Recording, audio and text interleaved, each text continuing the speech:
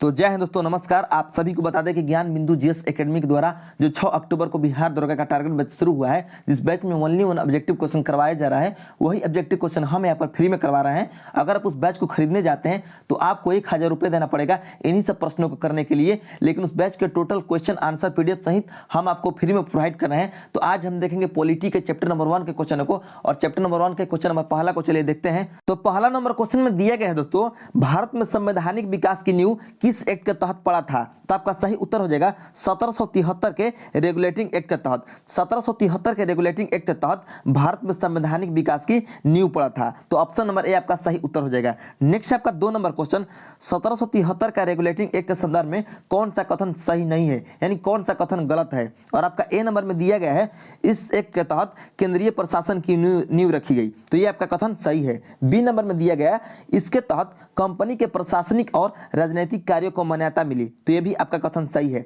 सी number में दिया गया है इस एक्ट के द्वारा दोहरी प्रशासन की नींव डाली गई, तो ये आपका कथन गलत है, क्योंकि दोहरी प्रशासन की नींव 1784 के पिट्स इंडिया एक्ट के तहत डाली गई थी, न कि 1773 के रेगुलेटिंग एक्ट के तहत। तो ये आपका गलत हो गया, और हमें क्या बताना है कौन सा कथन सही नहीं है? तो सी नंबर सही नहीं है, अर्थात सी नंबर इसका सही उत्तर हो जाएगा। नेक्स्ट आपका 3 नंबर क्वेश्चन, मिलान करें। और मिलान करने में ए नंबर में दिया गया है कलकत्ता में एक उच्चतम न्यायालय की स्थापना, यानी कलकत्ता में सुप्रीम कोर्ट की स्थापना कब हुआ है? तो 1774 में हुआ है, 1774 में हुआ है, तो आपका ए का हो जाएगा 1। बी नंबर में दिया गया है act of settlement. Act of settlement कब आया है? तो ये है 1781 में, तो बी का हो जाएगा 2। पिट्स इंडिया एक्ट 1784 में आया है, और ईसाई पादरियों का आज्ञा पत्र 1813 में आया है, तो डी का हो जाएगा 4। इस प्रकार आपका सही उत्तर हो गया ए का 1, बी का 2, सी का 3 और डी का 4, यानी 1 2 3 4। तो 1 2 3 4 किस ऑप्शन में है? तो ऑप्शन नंबर ए में, अर्थात ऑप्शन नंबर ए इस क्वेश्चन का सही उत्तर हो जाएगा। अब नेक्स्ट क्वेश्चन है आपका, नेक्स्ट है 4 नंबर क्वेश्चन। 4 नंबर क्वेश्चन में दिया गया है दोस्तों, भारत के गवर्नर जनरल को किस एक्ट के द्वारा अपनी समिति के निर्णय को अस्वीकार करने का अधिकार मिला? तो आपका सही उत्तर हो जाएगा दोस्तों 1786 के अमेंडमेंट एक्ट के तहत, यानी ऑप्शन नंबर बी इस क्वेश्चन का सही उत्तर हो जाएगा। नेक्स्ट आपका 5 नंबर क्वेश्चन, किस चार्टर अधिनियम के तहत कंपनी के अधिकार पत्र को 20 वर्षों के लिए बढ़ा दिया गया? तो आपका सही उत्तर हो जाएगा दोस्तों ऑप्शन नंबर बी, यानी 1813 के चार्टर अधिनियम के तहत। 1813 के चार्टर अधिनियम के तहत कंपनी के अधिकार को 20 वर्षों के लिए बढ़ा दिया गया। नेक्स्ट है 6 नंबर क्वेश्चन। 6 नंबर क्वेश्चन में दिया गया है दोस्तों, निम्नलिखित में कौन सा कथन 1833 के चार्टर अधिनियम के संदर्भ में गलत है? और आपका ए नंबर कथन में दिया गया है बंगाल के गवर्नर जनरल को भारत का गवर्नर जनरल कहा जाने लगा, तो ये आपका कथन सही है, क्योंकि 1833 के चार्टर अधिनियम के तहत ही बंगाल के गवर्नर जनरल को भारत का गवर्नर जनरल किया गया, और भारत के प्रथम गवर्नर जनरल थे Lord William Bentinck. B number में दिया गया है आपका विधिक परामर्श हेतु गवर्नर जनरल की परिषद में विधि सदस्य को शामिल किया गया, तो ये भी आपका कथन सही है। सी नंबर कथन में दिया गया दोस्तों, इस अधिनियम के तहत यानी 1833 के चार्टर अधिनियम के तहत गवर्नर जनरल को संपूर्ण देश के लिए एक ही बजट तैयार करने का अधिकार मिला, तो ये भी आपका कथन सही है। डी नंबर में दिया गया है इसके तहत 6 नए पार्षद जोड़े गए जिन्हें विधान परिषद कहा गया, तो ये आपका कथन गलत है, क्योंकि जो 6 नए पार्षद जोड़े गए थे वह जोड़े गए थे 1853 के चार्टर अधिनियम के तहत, और 1853 चार्टर अधिनियम के तहत 6 नए परिषद जोड़े गए जिन्हें विधान परिषद कहा गया, न कि 1833 के चार्टर अधिनियम के तहत। तो ये आपका गलत हो गया, और हमें बताना था कि कौन सा कथन गलत है, तो ऑप्शन नंबर डी गलत है, तो ऑप्शन नंबर डी आपका सही उत्तर हो जाएगा। नेक्स्ट है आपका 7 नंबर क्वेश्चन, निम्नलिखित में कौन सही सुमेलित है? कौन सही सुमेलित है? तो आपका सही सुमेलित है वह है आपका ऑप्शन नंबर डी, यानी उपयुक्त में सभी, सभी का सभी सुमेलित है, यानी विधि आयोग का गठन 1834 में हुआ है, दास प्रथा का उन्मूलन 1843 में हुआ है, और भारत सचिव की नियुक्ति जो है 1858 में हुआ है, तो उपयुक्त में सभी सुमेलित है, तो ऑप्शन नंबर डी आपका सही उत्तर हो जाएगा। नेक्स्ट आपका 8 नंबर क्वेश्चन, 1858 ईस्वी का भारत शासन अधिनियम के संदर्भ में कौन सा कथन गलत है? कौन सा कथन गलत है? तो आइए पहले कथन को देख लेते हैं। ए नंबर कथन में दिया गया है भारत का गवर्नर जनरल का नाम बदलकर वायसराय कर दिया गया, तो ये आपका कथन सही है। बी नंबर कथन में दिया गया दोस्तों, बी नंबर कथन में गवर्नर जनरल को अध्यादेश जारी करने की शक्ति प्रदान की गई, तो ये आपका कथन गलत है, क्योंकि 58 के जो अधिनियम था उसके तहत गवर्नर जनरल को अध्यादेश जारी करने की शक्ति प्रदान नहीं की गई थी, बल्कि 1861 के भारत परिषद अधिनियम के तहत गवर्नर जनरल या वायसराय को अध्यादेश जारी करने की शक्ति प्रदान की गई थी। ठीक है, तो बी नंबर आपका गलत है और हमें गलत को ही चुना था, तो ऑप्शन नंबर बी आपका सही उत्तर हो जाएगा। आपको बता दें हम दोस्तों कि जितना भी इस चैप्टर नंबर 1 में अधिनियम है, एक्ट है, इसका टोटल का हम पीडीएफ जो क्लास में सर लिखवाए हैं, इसका टोटल हम पीडीएफ बना दिए हैं। इसका हम पीडीएफ टेलीग्राम चैनल पर डाल देंगे, आप अच्छे से बिल्कुल अच्छे से समझ सकते हैं। हम एकदम लाइन वाइज लाइन आपको एकदम हम समझा दिए हैं पीडीएफ में, आप जाकर समझ सकते हैं। ठीक है, यहाँ पर आप क्वेश्चन आंसर कर लीजिए, वहाँ पर पीडीएफ में पूरा इसका डिस्कशन आप समझ सकते हैं। नेक्स्ट आपका 9 नंबर क्वेश्चन, किसका मिलान गलत है? किसका मिलान गलत है इसमें? ठीक है, ए नंबर में दिया गया है विभागीय प्रणाली का प्रारंभ 1861 के अधिनियम में, तो ये आपका जो है ये सही है। ठीक है, इसका मिलान सही है। बी नंबर में दिया गया है 15 सदस्यीय भारत परिषद का गठन 1858 का अधिनियम में, तो ये भी आपका सही है। सी नंबर में दिया गया है कंपनी को औपचारिक रूप से भंग 1876 का अधिनियम में किया गया, तो ये आपका गलत है। ये आपका जो है गलत है, क्योंकि जो कंपनी है, कंपनी को औपचारिक रूप से भंग 1873 के अधिनियम के तहत 1873 के अधिनियम के तहत किया गया था, न कि 1876 के अधिनियम के तहत। 1873 में किया गया था, 1873 का जो अधिनियम था उसके तहत, न कि 1876। तो ये आपका गलत है और हमें क्या बताना है कि इसका मिलान गलत है, तो ऑप्शन नंबर सी का मिलान गलत है, अर्थात यही आपका सही उत्तर हो जाएगा। ठीक है दोस्तों, और आपको बता दें कि बाद के वर्षों में 1 जनवरी 1884 को कंपनी को औपचारिक तौर पर भंग कर दिया गया था। देखिए, आपको बता दें, इस क्वेश्चन को थोड़ा सा समझिए। कंपनी को औपचारिक रूप से भंग करने का जो नियम था 1873 में आया था। ठीक है, लेकिन बाद के वर्षों में 1 जनवरी 1884 को कंपनी को औपचारिक तौर पर भंग कर दिया गया। ठीक है दोस्तों, तो इस बात को याद रखिएगा। नेक्स्ट आपका 10 नंबर क्वेश्चन, 1862 में निम्नलिखित में से किस भारतीय को तत्कालीन वायसराय लॉर्ड कैनिंग ने अपनी विधान परिषद में शामिल किया, यानी अपनी विधान परिषद में शामिल किया? तो आपका सही उत्तर हो जाएगा 10 नंबर क्वेश्चन का ऑप्शन नंबर डी, उपयुक्त में सभी, यानी बनारस के राजा को, पटियाला के महाराज और सर दिनकर राव, यानी इन तीनों को अपने विधान परिषद में शामिल किया था कौन? Lord Canning. तो हम आपको बता दे हैं कि हम जो पीडीएफ दिए हैं उसमें ये सारा डिटेल आपको मिल जाएगा। ठीक है, नेक्स्ट है आपका 11 नंबर क्वेश्चन, प्रथम विधि आयोग का गठन किसकी अध्यक्षता में किया गया? प्रथम विधि आयोग का गठन किसकी अध्यक्षता में किया गया? तो आपका सही उत्तर हो जाएगा दोस्तों लॉर्ड मैकाले के अध्यक्षता में। नेक्स्ट है आपका दोस्तों 12 नंबर क्वेश्चन, किस अधिनियम के द्वारा गवर्नर जनरल की परिषद के विधायी एवं प्रशासनिक कार्यों को अलग कर दिया गया? तो आपका सही उत्तर हो जाएगा दोस्तों 12 नंबर क्वेश्चन का ऑप्शन नंबर ए, 1853 का चार्टर अधिनियम। 1853 का चार्टर अधिनियम, यानी ऑप्शन नंबर ए इस क्वेश्चन का सही उत्तर हो जाएगा। नेक्स्ट आपका 13 नंबर क्वेश्चन, निम्नलिखित में कौन सा कथन सही नहीं है, यानी कौन सा कथन गलत है? तो आपका सही जो गलत कथन है वह है ऑप्शन नंबर सी, यानी 1892 का अधिनियम के तहत भारतीयों को राजस्व एवं बजट पर बहस करने एवं मत यानी वोट देने का अधिकार दिया गया, ये कथन आपका गलत है, क्योंकि आपको बता दें कि मत देने का अधिकार नहीं दिया गया था इसमें। ठीक है, मत देने का अधिकार नहीं दिया गया था। मत देने का अधिकार जो है 1909 के अधिनियम में दिया गया था, इसलिए ये कथन आपका गलत हो गया, तो यही आपका सही नहीं है। क्वेश्चन ये कह रहा है कि कौन सा कथन सही नहीं है, तो सी नंबर सही नहीं है, अर्थात आपका यही सही उत्तर हो जाएगा। नेक्स्ट है आपका 14 नंबर क्वेश्चन, आइए 14 नंबर क्वेश्चन को देखते हैं। 14 नंबर क्वेश्चन में दिया गया तो निम्न अधिनियमों को सही ढंग से मिलाइए, निम्न अधिनियम को सही ढंग से मिलाइए। तो देखिए, भारत सरकार अधिनियम 1919, भारत सरकार अधिनियम 1919 का विशेषता क्या था? तो इसका विशेषता था दोस्तों, आपको हम बता दें, थोड़ा सा इसको जूम कर दे, थोड़ा सा छोटा कर दे रहे हैं, आपको टोटल इसमें दिखाई दे रहा होगा, थोड़ा सा दिखाई दे देगा। ठीक है, इसको थोड़ा सा हम छोटा कर दे रहे हैं, आप बात को समझिएगा। ठीक है, इसको थोड़ा सा हम छोटा कर रहे हैं, देखिए इसको थोड़ा सा छोटा करें, हम आशा करते हैं आपको दिखाई दे रहा होगा। तो देखिए, भारत सरकार अधिनियम 1919, इसका जो विशेषता था आपको बता दें, इसका विशेषता था आपको दोस्तों प्रांतों में द्वैत शासन, तो ए का हो जाएगा आपका 3। ठीक है, ए का हो जाएगा 3। नेक्स्ट है आपका भारत सरकार अधिनियम 1935, और भारत सरकार अधिनियम का जो विशेषता था वह यह था दोस्तों कि प्रांतीय स्वायत्तता, तो बी का हो जाएगा आपका, बी का क्या होगा? बी का हो जाएगा 1। ठीक है, सी में है मिंटो मार्ले सुधार 1909, मार्ले मिंटो जो अधिनियम था 1909 का, उसका विशेषता क्या था? तो उसका विशेषता था दोस्तों सांप्रदायिक निर्वाचन, तो सी का हो जाएगा आपका 4। डी में है भारत परिषद अधिनियम 1861 और इसका विशेषता क्या था? इसका विशेषता था सती प्रथा का अंत, सती प्रथा का अंत, यानी डी का हो जाएगा आपका 2। डी का क्या हो जाएगा? 2। ठीक है। ई का क्या है? ई में है भारत परिषद अधिनियम 1858 और भारत परिषद अधिनियम 1858 का जो विशेषता था वह यह था दोस्तों कि ब्रिटिश शासन शक्ति में आया, यानी ई का हो जाएगा आपका 5। इस प्रकार आपका हो जाएगा ए का 3, बी का 1, सी का 4 और डी का 2 और ई का 5। तो आइए देखते हैं किस ऑप्शन में है। तो ये है आपके जो किस नंबर, कौन सा? 14 नंबर क्वेश्चन का ऑप्शन नंबर बी में है। ऑप्शन नंबर बी में है ए का 3, बी का 1, सी का 4, डी का 2 और ई का 5, यानी ऑप्शन नंबर बी आपका सही उत्तर हो जाएगा इस क्वेश्चन का। अब आइए देखते हैं 15 नंबर क्वेश्चन।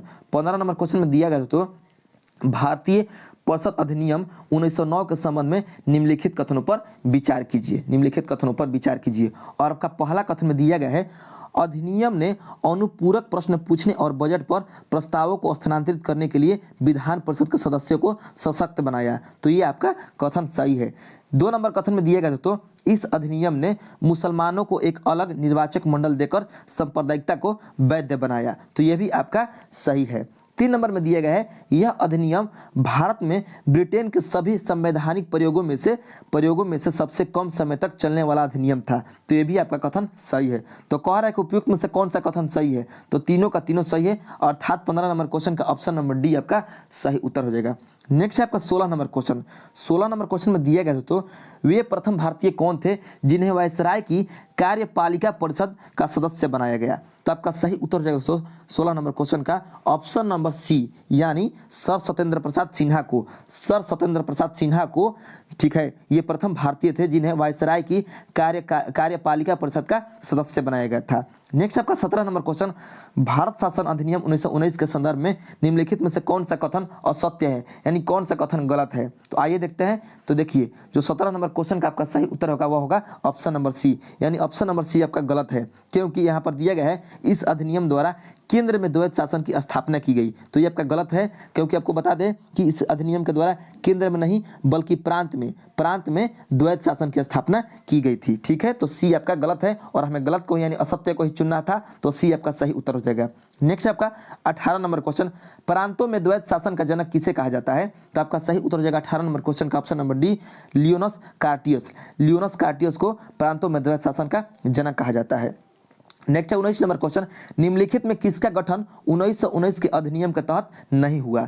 तो आपका सही उत्तर हो जाएगा दोस्तों इसमें चुनाव आयोग का गठन जो है 1919 के अधिनियम के तहत नहीं हुआ है। ठीक है, हम आपको एक बार फिर से बता दें कि जितना भी इसमें अधिनियम आपको दिखाई दे रहा है 1919 का अधिनियम, 1909 का अधिनियम, 1833 का अधिनियम, यानी जितना भी आपको अधिनियम इस चैप्टर नंबर 1 में दिखाई दे रहा है सारा का सारा अधिनियम का PDF हम बना दिए हैं, इसका डिस्कशन बना दिए हैं, आप जाकर देख सकते हैं हमारे टेलीग्राम चैनल पर, उसका PDF आपको मिल जाएगा। 20 नंबर क्वेश्चन में है मिलान करे। ठीक है, तो देखिए मिलान करने में दिया गया, यहाँ पर अधिनियम और विषय दिया गया है और यहाँ पर तत्कालीन ब्रिटिश प्रधानमंत्री का नाम दिया गया है, यानी जो अधिनियम का विषय था उस समय ब्रिटिश प्रधानमंत्री कौन कौन थे? तो देखिए जो सांप्रदायिक निर्वाचन का विषय है, सांप्रदायिक निर्वाचन का जब विषय हुआ अधिनियम में तो ये हुआ 1909 में, और उस समय ब्रिटिश प्रधानमंत्री कौन थे? तो उस समय आपको हम बता दें जो ब्रिटिश प्रधानमंत्री थे तो वो थे आपको हेनरी अस्क्विथ, यानी H.H. एक्विथ थे। जो H.H. एक्विथ थे ये थे उस समय ब्रिटेन के प्रधानमंत्री। तो ए का हो जाएगा आपका 4। महिलाओं को वोट देने का अधिकार जो विशेषता आया उस समय प्रधानमंत्री थे, यानी ब्रिटिश प्रधानमंत्री थे उस समय लॉर्ड जॉर्ज। तो बी का हो जाएगा आपका 1। जो प्रांतीय स्वायत्तता है आपका मतलब भारत सरकार अधिनियम 1935 में, ठीक है 1935 में, और उस समय आपके जो ब्रिटिश प्रधानमंत्री थे वह थे स्टैनली ब्लडविन। तो सी का हो जाएगा 2।